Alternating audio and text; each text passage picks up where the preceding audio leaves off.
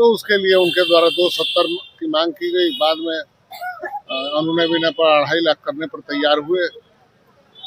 कल 2 दिसंबर को उनको द्वारा रिश्वत लेते माल टानत राजस्व कर्मचारी के निगरानी विभाग के टीम कैलस गिरफ्तार। जी हाँ, ई माजरा बिहार के किशनगंज में भइल बा। ए दिन घूसखोरी चरम पर बटुए 2.5 लाख के मांग कइले बाड़े। निगरानी विभाग इनका के रंगे हाथ गिरफ्तार क लेले बिया। एह लोग के तनख्वाह से पेट नइखे भरत तो परिवार चाही, लेकिन कुछ लोग ऐसन बाड़े जवन एह बात के सूचना निगरानी के देता रे आ निगरानी आपन काम आसानी से क देतिया। भागलपुर किशनगंज जिला में निगरानी विभाग एगो बड़ा कार्रवाई के अंजाम देत जमीन परिमार्जन के नाम पर 2,50,000 रुपया के घूस मांगे वाला राजस्व कर्मचारी राजदीप पासवान के रंगे हाथ गिरफ्तार कइले बिया। मंगर के निगरानी विभाग के 7 सदस्यीय टीम प्रखंड कार्यालय क्षेत्र में छापेमारी कइलस। एह दौरान अभिषेक होटल के भिरी राजस्व कर्मचारी राजदीप पासवान के घूस के रकम लेत रंगो हाथ दबोच लिहल गई। ई कार्रवाई खगड़ा निवासी ओवेश अंसारी के शिकायत पर कइल गई। शिकायतकर्ता आरोप लगैलन कि जमीन म्यूटेशन के नाम पर राजस्व कर्मचारी के द्वारा 2,50,000 रुपया के अवैध मांग कइल गइल रहे।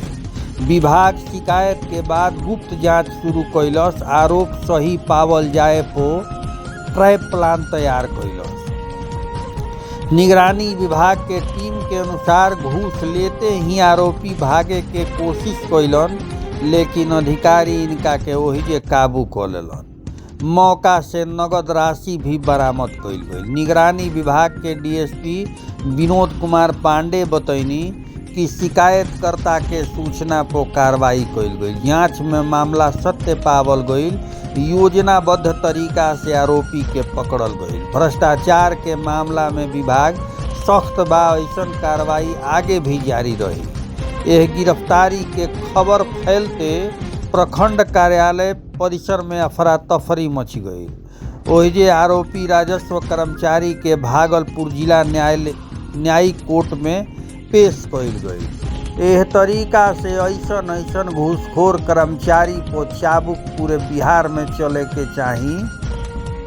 अगर यही तरीका से हर एगो आधगो जिला में कार्रवाई होत रही, अगर यही तरीका से हर एक जिला में लोग जागरूक रहलन आ ऐसन घूसखोर के धरवावत रहलन, तो आवे वाला समय में धीरे धीरे घूसखोरी नाम के चीज खत्म हो जाई। शायद इनका तनख्वाह से पेट ना भरत रहे, एके हाली राजा बने के फेर में रहन। जमीन के म्यूटेशन करावे खातिर 2.5 लाख रुपया चाहिए। इनकर ढीढ़ पेट ढेर बढ़ गई रहल हा, रुपया इनका ढीढ़ में ज़्यादा समवावे के रहे। यही फेरा में पुरहर माल मंगले रहन, लेकिन जाई अब लाल कोठरी में झाल बजाई। सुनी बयान निगरानी विभाग के पदाधिकारी।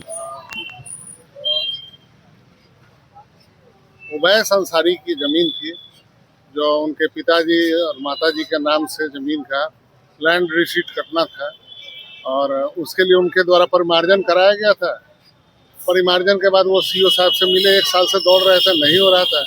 सीओ साहब से मिले तो सीओ साहब ने कहा कि आप कर्मचारी हैं राजदीप पासवान, वो अगर करके भेज देता तो मेरे यहाँ नहीं रुके।